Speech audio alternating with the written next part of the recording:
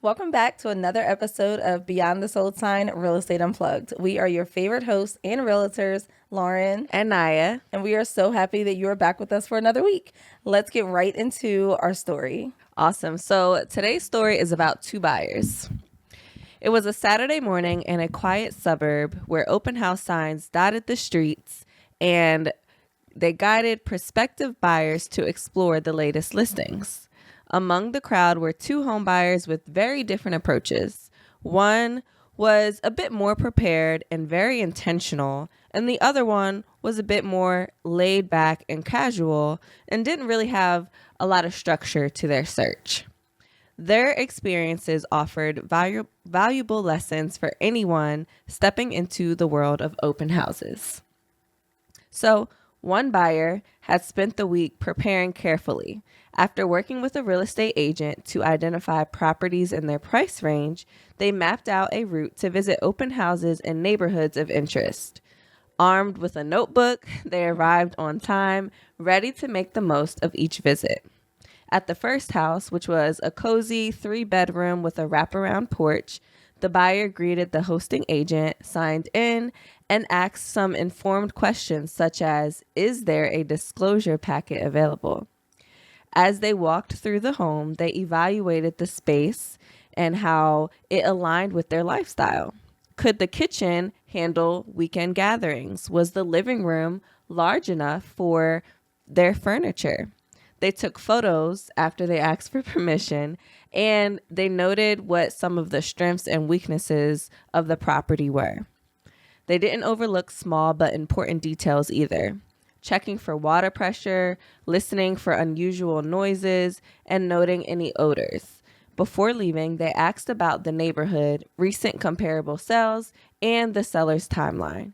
By the end of the day, this buyer had clear priorities, detailed notes, and a strong sense of which home could be the right fit. Now, the other buyer, by contrast, didn't have a plan.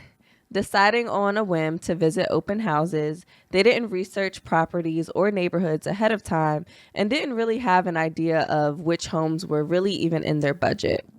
At the first open house, they walked in without greeting the agent or signing in. Instead, just wandering straight to the living room, they spent more time commenting on the decor than actually assessing the home's potential. "Who thought green walls were a good idea?" they muttered, loud enough for others to hear. In the kitchen, they opened cabinets and peeked into the fridge. Actions that are frowned upon during open houses.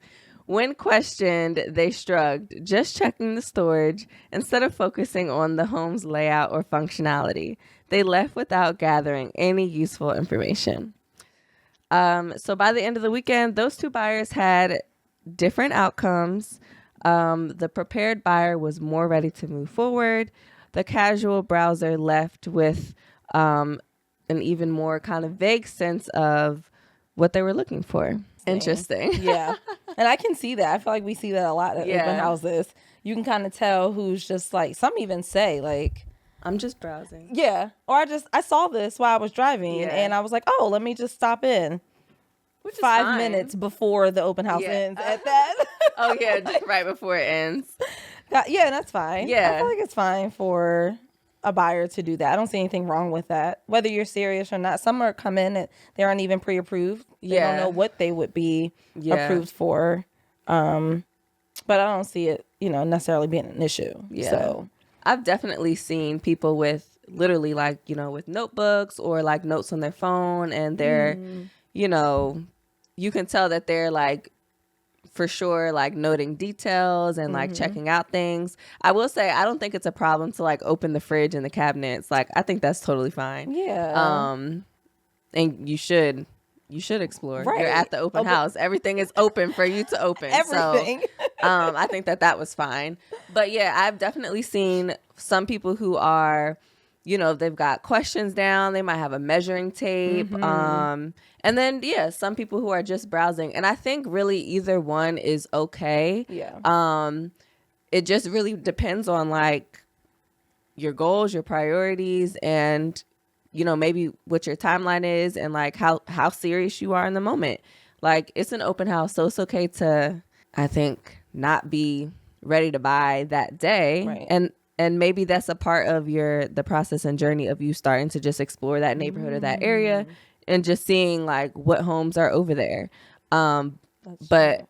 if you are just browsing and you actually like really like the house, but you don't know even how much you're pre-approved for, you don't have representation, are you likely to get that house? No, because you got some extra steps, some extra, preparation steps that you are kind of at a disadvantage with versus the person who like already has, their pre-approval and knows for sure that that's their budget and they're ready to go. So, Yeah. I mean, that's a good point. Those are all good points, actually, because that is true. Because if you do walk in, you love the house. Well, I love the first thing you said when you're like, they are just there to maybe check out the neighborhood. They may not know if that's, the area that they like, that, you don't know, but they're not wasting like a realtor's time. Right, exactly. And like calling them out every, weekend or every other day, like, oh, can we go see this house? But instead it's like, you know what, even if you do have a realtor, they may just say, hey, I'm gonna go check out this neighborhood. There's a few open houses. The agent who's hosting the open house, they're going to be there anyway. Yeah. Regardless if you're serious or not. Yeah. So you might as well, just go and explore. That was a great point, because I can see a lot of buyers doing that. Let me check out the neighborhood and I'll just go explore open houses. Yeah. That makes sense. And then, I mean, with the buyer that's not pre-approved just yet, and, with the homes flying off the market, depending on what market we're in, you're right. They may not have an advantage at all. Where someone who comes in and they're like, oh, I want this, I'm gonna call my realtor, tell them to write it up, and you have an offer in by the next evening.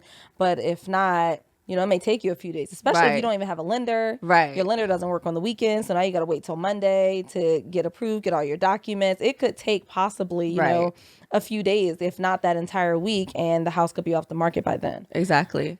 So if you're browsing, just know that like, okay, you're just browsing. Yeah, exactly. That's exactly what you're doing. That's probably all you have the wiggle room to do today. This is not window shopping. This is not the mall. So don't expect to come back and see that house still there. Yeah. Unfortunately, sometimes it is. You don't know. But if it's a hot one and it's a hot area, and some buyers, that's a good way for them to also learn a lesson where it's like, man, I really wanted that house in that neighborhood, and I lost out. I don't got it together. That will push a buyer to get their stuff together and be like, you know what? I'm not missing out on another house in this community. So I'm going to go ahead, get all my stuff together. And when the next open house comes, I will be ready. I'm going to be that person ready with the notes. With their iPad. Yeah, because that person that had the notes probably was like a few months ago. Yeah. Somebody who was just like, oh, I'm just going to browse and chill. And they were like, you know what? Right. I'm not doing this anymore. I need a house. And time frame. That was a great point, your time frame, because that makes a huge difference on if you're just casually browsing. You're like, oh, if you have a house to sell, right? Oh, that could be huge. Yes. Like, if you have a house to sell, you also may want to go to other open houses in your neighborhood to see how they're being presented. So like, you got to see for yourself what it was listed at, how it was presented, and how fast it sold. And then what you like, and also just like where your house compares. Like, did they go ahead and is everything renovated? And maybe your house is not as up to date, and so that can help give you a comparison. So open houses for everybody. I feel that. Yeah. I think so. And sometimes they need to see so they know we're not saying anything crazy when we're asking for certain things. Thank you. For your house to be able to sell smoothly and quickly. When you walk into a neighbor's and you're like, oh, I see why they priced this house at this, because like you said, they opened this wall, they took out these floors, and they did a lot more things. And now you're wondering why we're telling you that you have to price your home a little lower because you didn't want to take the extra steps, which is okay. That's fine. But just understand the price has to reflect that, because when the buyers come in, they want the price to reflect that, and they're not going to pay more than what it's worth. And not in this market, and not with these interest rates. Yeah. If you're at a 3% interest rate, it's a little different. They will probably take it and have no questions. But, when you're in 6 and 7% interest rates, the buyers are really looking at it with like a intentional eye. Same, and then put yourself as a seller, put yourself in that situation when you're going out to buy a house. That's the same thing you're going to be doing. Yeah, exactly. You're going to be looking at it the same way. Yeah. So when you're at those open houses, just, be as prepared as you want. But it's funny because some agents don't feel as though open houses are necessary or that they work. Yeah. So some agents feel like, well, if you have open houses, the buyers that are going to come to those open houses are only there to browse. It's like a waste of time. And you're there for 2 hours. Usually open houses are like 2 hours in our market, and the buyers that are coming there are not serious, and they think the only serious buyers are the ones with an agent, and they have already seen the house, like whether it's on Zillow or something, like they're looking online. They're not coming to open house. I wholeheartedly disagree with that because I feel like some agents send their buyers to open houses. If they're away for the weekend, we can write an offer wherever we are. It doesn't matter where we are. We can't always show a house. So if you don't have anyone to show a house for you, for your client, but you're out of the state or something, you're on vacation or whatever, but your client really loves this house and you don't want them to miss out on it, and you notice they have an open house that same weekend, send your client to the open house, let them look around, and then they call you and say, okay, I want to write on it. Now your client doesn't miss out. So for agents, and I just had this happen like 2 days ago, an agent told me it was no reason to host an open house for their listing, not for ours, but for their listing. I just wasn't understanding it, which was fine, but I just didn't get it. And when they told me that, I was like, but I didn't argue with them. I was like, oh, okay, it's your listing, completely up to you. I was just asking, have you hosted an open house, because the house had been sitting. And I asked, did you host an open house? And they were like, no, open houses are only for unserious buyers. And I was like, I really don't think that's the case. So not everyone believes, everyone thinks, or some agents feel like when you do an open house that it's just for the browsing buyers and they're not necessarily pre-approved. And I feel like a few of our homes that have sold came from buyers that have come from open houses. And an agent will call me and say either before or after. I'm sending clients. Yes. Or say, hey, my client came by the open house yesterday or this afternoon and really loved it, so we're going to write. Perfect. Right. How do you feel like open houses don't work? So I don't get that. I don't understand that. So that was a confusing one for me, but everybody's different, and how you market a house makes a difference. So when you are working with realtors, I would ask that question. Yeah. When you are interviewing someone to sell your house, how you're marketing it is open houses, or will you conduct an open house at least the first weekend? Yeah, at least the first weekend. If you're not going to do it the rest of it, fine. But I feel like at least the first weekend, that like you want to do as much as you can to get as many people to see that house as possible. So as a seller, I feel like when you're interviewing agents, just ask that question. If you're going to market it, will you do open houses? Open houses are free. Like there's no cost to buyers or no cost to sellers, and there's really no cost to us either. The house is on the market. We come in with our signs, we open it up for everyone to come see it, and we leave in 2 hours. So I think it's a great opportunity for everybody. Yeah, I don't think it hurts. Buyer, honestly. seller, so agent. I really don't. And then I like how the buyer in this situation, one of them, came and asked questions to the listing agent, because again, not all, when a buyer comes in to an open house, it doesn't mean that they're represented with a realtor. So when the buyer walks into the open house, they may have questions, and the person you're going to ask the questions to is the realtor who is hosting the open house, who is most likely the listing agent. So I love that they came prepared enough to ask questions, and regardless of what it is, maybe how old is the roof? How about the HVAC? What about the floors? When was the house built? Like just certain questions that buyers should ask, especially if you're not represented yet, just so you can get some additional information. And that's what the host is there for. So like Naya said, it's fine to open up things and open up refrigerators and find out what the year of things. The rug. Yeah, sure nothing's under the floor. Exactly. You want to, you want to make sure you do those things. So I love the fact that this buyer asks questions. And again, even if you are a browsing buyer, still come prepared with a few questions, that you would want to know. They can be the same questions at every open house. Yeah. That's okay. But just walk in and just ask something. And that way I feel like it gives you an idea and it gives you a better opportunity to, I don't know, maybe get the house. Right. So. Yeah, I agree. Being respectful. I don't know if you mentioned that or not, but I like that when you're walking in, when you are going to open houses, being respectful and knowing that someone does live there or someone did. Either way, it's someone's home, Right? Regardless if right. someone is currently living there or if the home is vacant, someone still owns Exactly. it. And being respectful, making sure you get out when everyone else is leaving. Like don't stay there when the open house ends. Yo, I don't know what it is. I don't know About why. the last 5 minutes. Why? That's a thing. And y'all will see memes all over, I swear. If you're like anywhere on real estate, like you will see memes everywhere on social media about this. But I don't understand why people show up the last. I mean, it's not even 5 minutes. I was like 3 minutes. And I'm like packing up, Right. turning lights off.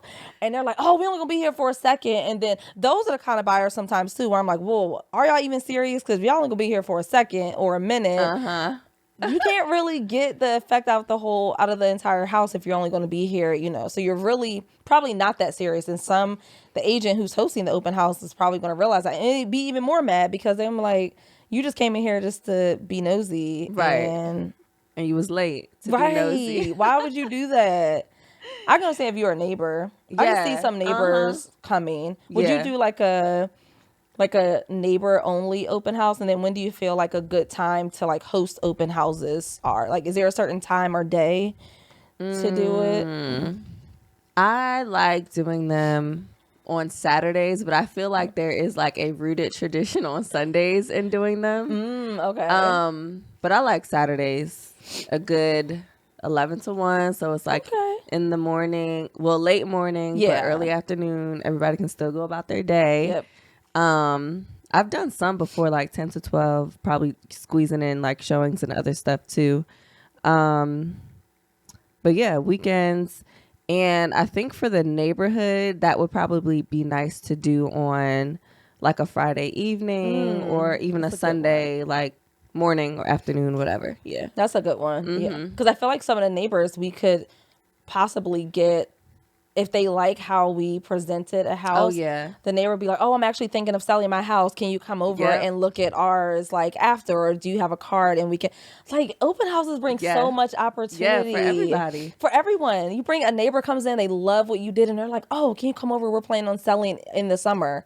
Yes. Now we just got a listing. We may have gotten a buyer because you do get buyers that are unrepresented that come in and they're like, oh, I'm actually looking for this. I'm like, oh, okay, well, we can help you. If you don't necessarily like this house, we can help you find another house. And now, boom, now I got 1-2 extra clients out of just a 2-hour open house. Like there's so much that can come from it that I feel like people just don't understand. I don't think they get this. I don't know. It's missing a lot of opportunity.